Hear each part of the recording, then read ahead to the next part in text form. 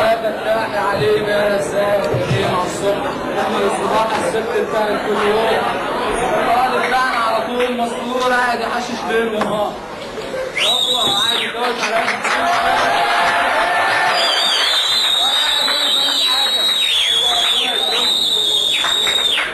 محكمة. ايوه.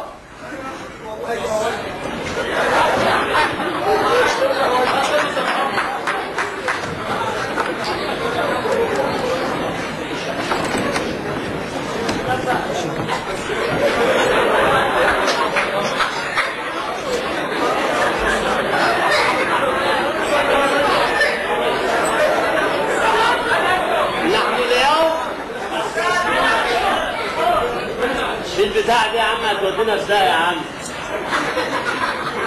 نحن اليوم في صدد محاكمة هؤلاء الفسقة اللي يوم من الأيام كان البوب يا عيني يا كبير والتاني كان عبقري في الذكاء. فيتفضل الدفاع عشان الحذرين اللي انا طالبهم هيطيروا دلوقتي. طبعا انا بقى اصلا في الورشه هنا يا ابني ولا ايه؟ الدفاع اتفضل. ثابت عبد المجيد حاضر عن اسر الشهداء. ازيك يا عم ده؟ سيد الرئيس، حضرات الساده المستشارين، ايوه، ان المتهم الممثل امامكم بريء براءة الذئب من دم ابن يعقوب. الله بريء ازاي يا عم؟ انت هتجننا ولا ايه؟ انا اسف يا باشا، مش بريء يا باشا. ان المتهم الممثل امامكم الكلب الجبان حرامي غسيل. حرامي غسيل ازاي؟ ايوه يا باشا حرامي غسيل. وانا يا باشا انا مؤاخذة جاي النهارده يعني بخصوص البوكسر بتاعها وانا يا باشا ما عنديش غيره وخاف البنطلون يتسرق يا باشا. فين البوكسر بتاع الراجل ده؟ انت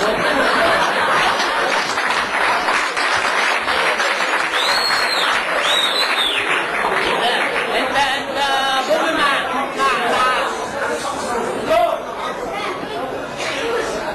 انت بوبي ما سبتش حاجه في البلد، ما قربتش منها حتى البوكسر يا بوبي، ده كلام؟ فين البوكسر بتاع الراجل ده؟ الله ورحمه امي ما انا سايبه. فين البوكسر؟ سيدي الرئيس، انا انكر هذا الاتهام. انا صحيح ما انكرش ان حرامي بوكسرات، بس بوكسر الراجل ده انا ما شفتوش. انا حتى جاي ولابس لباس مش المكوج. لابس ايه يا بوب؟ بوكسر مش المكوج. تعدل يا بوب. سرقوا منه اول امبارح وانا معترف. والسلام عليكم ورحمة الله وبركاته. حتى مش المكوجي ما سموش يا بوب. محكمة. يا عم وداني الحكم بعد المداولة. طلع بالراحة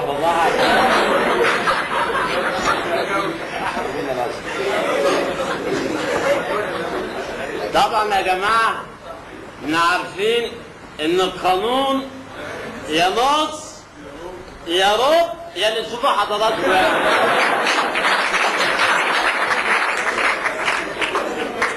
نادى على ده سنة بسرعة. معمر القذافي وشهرته معمر المخ عويس جزر. ايه؟ جزر ايه؟ هلا ده عنده ايه قضية في طبق سلطة ده ولا ايه؟ في قضية التحمرش بالسيادة الوطنية والاتجار بعقول اللي بيه. اتمحرست بمين يا معمر؟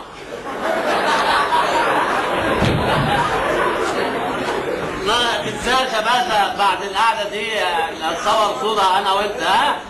انا وانت عشان قريت بقى مراتي والولد متولي ابن عطيات اللي ساكن في الدور الارضي. ما قولك فيما ما هو منسوب اليك من الهبل اللي انت سمعته؟ انا ندم تدردني منها لقد هو نازل مكان لا يليق بيه ولا باسمي. انا من زنجة من الدار من الوادي الاخضر من طرابلس. هناك في الصحراء مزارع بتاع بكة. هناك في الثورة الامام. من انتم؟ مش اليوم الى الامام. من هناك؟ من انتم؟ لن اسكت لن اتكلم. الى الامام. يا عم بس انت طلبت ليه تحت رجلك وافرج عن جميع السجنية؟ انا ما